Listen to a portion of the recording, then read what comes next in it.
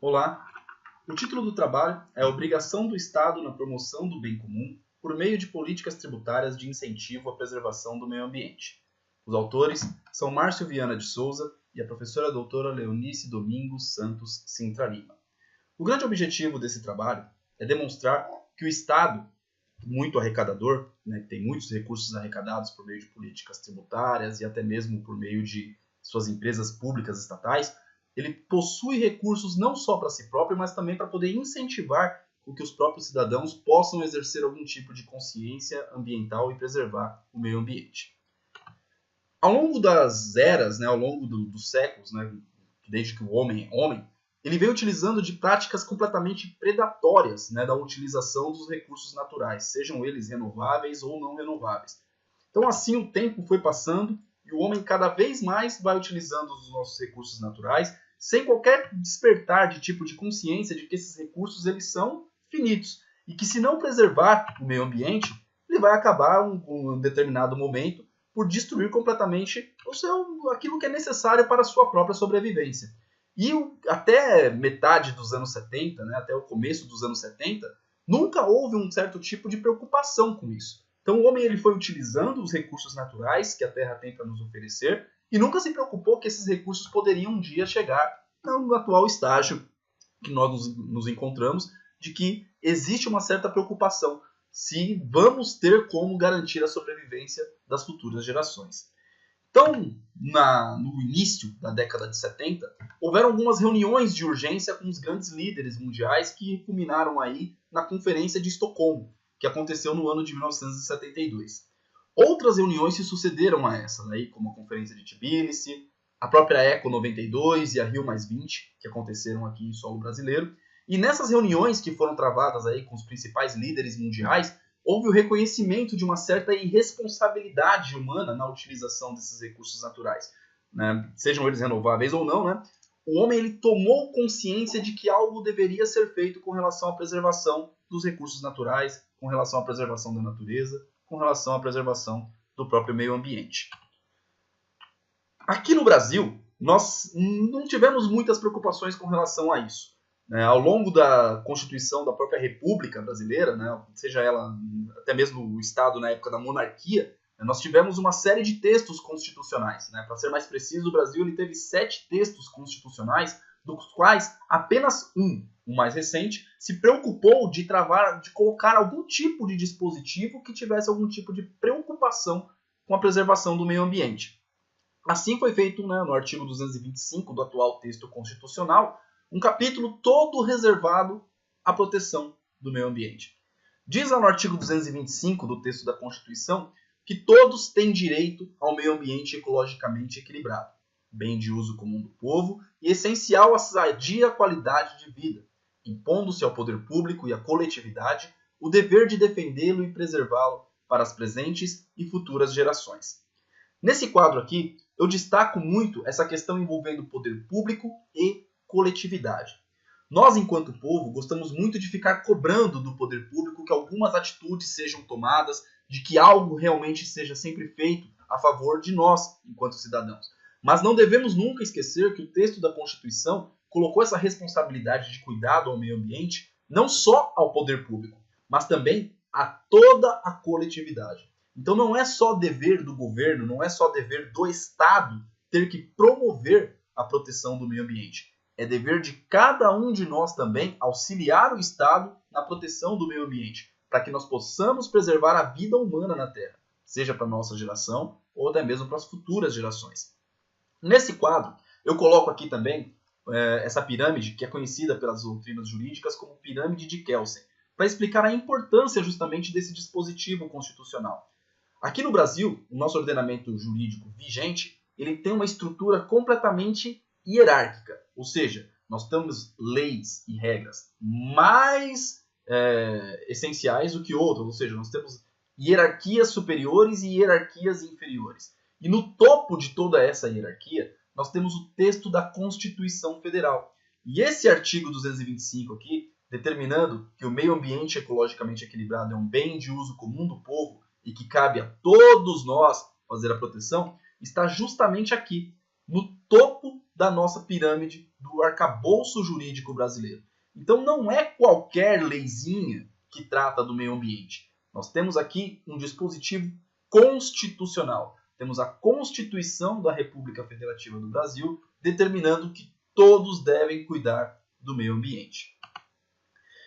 Bom, a nossa Constituição Federal, ela foi tratada, né, a nossa Carta Política, que tem ali o objetivo de colocar todos, enfim, determinar como funciona o nosso Estado, trata de estipular também quais são os objetivos do Brasil. E entre esses objetivos, né, nós temos aqui que é construir uma sociedade livre, justa e solidária, garantir o desenvolvimento nacional, erradicar a pobreza e a marginalização, reduzir as desigualdades sociais e regionais e promover o bem de todos, sem preconceitos de origem, raça, sexo, cor, idade e quaisquer outras formas de discriminação. Aqui eu acabo destacando essa questão aqui de promover o bem de todos. Por quê? Se a gente dar uma olhada aqui com um pouquinho mais de atenção, vamos ver que todos os objetivos da República acabam pairando em promover o bem de todos. Aquilo que as doutrinas jurídicas costumam chamar de promover o bem comum. O que é esse bem comum? O Estado brasileiro ele assumiu a responsabilidade de promover uma vida humana digna, de dar uma dignidade a todas as pessoas, de promover essa dignificação da sobrevivência para todos nós. E como é que o Estado faz isso? Como é que ele consegue constituir todos esses seus objetivos aqui? O Estado ele não pode cumprir com esses objetivos aqui se não tiver dinheiro em caixa. Então o nosso Estado ele precisa arrecadar recursos para poder promover esse tal de bem comum. E como é que o Estado pode fazer isso? Como é que o Estado ganha dinheiro? Como é que o governo ele recebe esses recursos para poder promover o bem comum? Nós sabemos aí, né, todos vocês, assim como eu também, nós trabalhamos para poder adquirir os nossos recursos e pagar as nossas contas, fazer tudo aquilo que é necessário para a nossa sobrevivência. Mas o Estado, ele pode inclusive empreender. Ele tem as suas empresas públicas, como a Caixa Econômica Federal, outras de economia mista, como o Banco do Brasil, Petrobras, enfim, são todas empresas que têm um cunho estatal. Mas por que o Estado então não abre mais empresas para poder dar mais emprego para o povo e com isso inclusive aumentar a sua própria arrecadação para poder garantir mais o bem comum? É que todas essas empresas estatais elas não são suficientes para poder promover o bem comum. Nem todo o patrimônio da Petrobras, nem todo o patrimônio da Caixa Econômica Federal seria suficiente para poder promover o bem comum. E o Estado ele sofre uma limitação grave perante a nossa Constituição Federal. Porque olha só o que diz o artigo 173. O Estado ele só pode empreender quando isso for necessário aos imperativos da segurança nacional ou houver algum tipo de relevante interesse coletivo. Então o Estado ele sofre inclusive uma limitação nas suas fontes de arrecadação. Então qual seria a principal fonte de arrecadação? Como é que o Estado faz para poder ganhar dinheiro? Por meio de um remédio indigesto, pelo menos para nós enquanto cidadãos, que é justamente a tributação.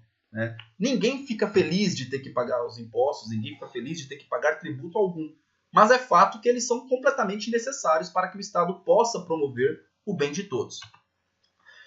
Enfim, então já que o Estado ele pode cobrar tributos, será que ele também não poderia vir a abrir mão de alguma arrecadação para poder incentivar com que as pessoas elas possam também vir a ajudar no auxílio, principalmente de preservação ao meio ambiente? Enfim, seria muito simples falar para o ente público que ele deveria abrir mão de receitas. Que eu falo, olha, eu vou fazer as vezes do poder público de ter que cuidar de um meio ambiente, eu vou fazer as vezes do poder público, tendo que asfaltar a minha própria rua, desde que você não me cobre, ente público, os tributos que você tem, por obrigação, inclusive legal, me cobrar. Enfim, o Estado ele tem que instituir os seus tributos para poder promover o bem de todos. O Estado ele também precisa dessa arrecadação, só que o administrador público ele também sofre algumas limitações. Ele não pode brincar com patrimônio público. Então, da mesma maneira que ele tem o dever de arrecadar, ele também não pode sair abrindo mão dos recursos que a própria Constituição permite que ele possa vir a oferir. Para isso é que tem, inclusive, essa Lei Complementar número 101 de 2000, que é conhecida como a Lei de Responsabilidade Fiscal. Essa Lei de Responsabilidade Fiscal, ela até permite que o Estado possa vir a abrir mão de algum tipo de receita, mas isso tem que ser feito de uma maneira completamente responsável, de uma maneira muito bem justificada, inclusive ele tem que indicar outros meios de compensar alguns incentivos fiscais que venham a ser concedidos por conta de algum tipo de política de isenção. Por exemplo, Mas vejam de que desde que haja algum tipo de justificativa, que isso seja devidamente demonstrado, é possível sim ao administrador público bem gerir as suas finanças, concedendo inclusive incentivos fiscais para a população. Um desses grandes incentivos que tem por finalidade aí justamente promover aquele ordenamento constitucional de garantir a preservação do meio ambiente às presentes e futuras gerações é uma medida que vem sendo adotada por muitos municípios brasileiros, conhecida como IPTU verde. O IPTU ele é um tributo municipal, né? Então cabe a cada município legislar sobre o seu próprio IPTU, falar qual vai ser as suas alíquotas, quais serão as suas bases de cálculos, enfim, definir os seus valores. Evidentemente que aqueles municípios mais ricos na nossa federação têm taxas de IPTU, né, alíquotas de IPTU mais elevadas do que aqueles que possuem menos recursos, seja por conta do seu tamanho, por causa do seu volume de arrecadação. Mas cada município tem a sua competência legislativa plena para poder falar sobre o IPTU.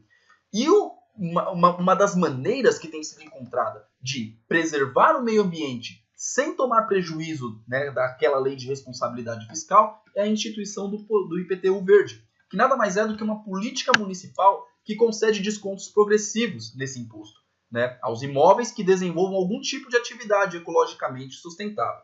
Então, que tipos de medidas de política fiscal podem ser adotadas para fins, né, de gestão ambiental dentro de um município? O município, via de regra, ele é o primeiro que toma contato com algum tipo de degradação ambiental. Por mais que tenha um estado que seja maior, por mais que a União seja maior, é sempre o município o primeiro a sentir e, evidentemente, ele deve ser o primeiro a tentar fiscalizar e até mesmo incentivar a população à preservação do meio ambiente. Então, algumas das políticas que podem ser adotadas, algumas das medidas que têm sido implantadas por esses municípios, é incentivar o povo a fazer os telhados verdes, fazer com que plante algum tipo de vegetação nos seus telhados, de modo que faça com que a própria temperatura interna do seu imóvel diminua, fica num ambiente um pouco mais agradável, mais saudável, evitando que, inclusive, você faça uso de ventiladores, que você faça uso de equipamentos de ar-condicionado, e com isso, claro, acaba economizando no recurso de energia elétrica. Existe também algumas políticas de incentivo para que as pessoas façam captação de água da chuva, para que você possa utilizar ali na hora de regar as suas plantas, lavar o seu quintal. Existe também descontos concedidos ao IPTU de alguns imóveis, desde que as pessoas utilizem na construção dos seus imóveis materiais sustentáveis, como tijolos feitos de materiais recicláveis ou até mesmo, recentemente, tem sido bastante divulgado, o tijolo feito de fibra de coco, que já foi inclusive comprovado que ele é mais resistente do que os tijolos feitos de alvenaria. Há também alguns tipos de política de incentivo fiscal cada vez mais fortes para a implantação e instalação de placas fotovoltaicas nos telhados dos imóveis, de modo que você possa gerar energia elétrica para poder fazer o funcionamento dos seus chuveiros, né, acender as luzes do seu imóvel, levando inclusive a economia de energia elétrica também. Também existem algumas políticas para que você possa utilizar, né, a água, né, fazer a água de reuso, aquela que sai da sua máquina de lavar, do seu tanque, da sua pia, e possa dar algum outro tipo de finalidade ali, principalmente na hora de lavar quintal, né, fazer esse tipo de utilização. E uma medida que é bastante barata e que vem sendo cada vez mais incentivada pelos municípios é que as pessoas façam plantio de mudas dentro dos seus quintais. Não custa caro e também dá descontos consideráveis aí nas políticas tarifárias do município. Aqui nós temos um exemplo de desconto progressivo concedido no IPTU do município de Santa Isabel, também no interior de São Paulo. Lá eles têm a Lei Complementar número 174 de 2015, que concede um desconto mínimo de 3% e no máximo de 20% ao IPTU de um imóvel que contenha alguma, né, dessas benfeitorias que foram colocadas aqui. Por exemplo, se no seu imóvel você instala um sistema de captação de água da chuva, você já ganha um desconto de 4% no seu IPTU. Se há um sistema de reuso da água, mais 5%. Se você instala um sistema de aquecimento hidráulico solar, 4%. A construção com materiais sustentáveis também gera um desconto de 3%. E se você exerce aí o plantio de mudas no seu imóvel, o desconto do seu IPTU será de 4%. Lembrando que nessa lei complementar aqui do município de Santa Isabel, esses descontos são sempre cumulativos. Então, se você instalar todos esses tipos de medidas aqui economicamente viáveis, né, ecologicamente viáveis, você pode ter um desconto de até 20% no IPTU do seu imóvel. Esse aqui é apenas um dos exemplos, né? Existem vários municípios que têm adotado cada vez mais esse IPTU verde, e eu destaco, inclusive, o IPTU, né, a legislação do IPTU de um município chamado Tietê, no interior de São Paulo, onde lá o desconto de IPTU pode chegar a até 100%, ou seja, você isenta completamente o seu imóvel de pagamento do IPTU, desde que você consiga implantar alguma dessas medidas aqui ecologicamente sustentáveis.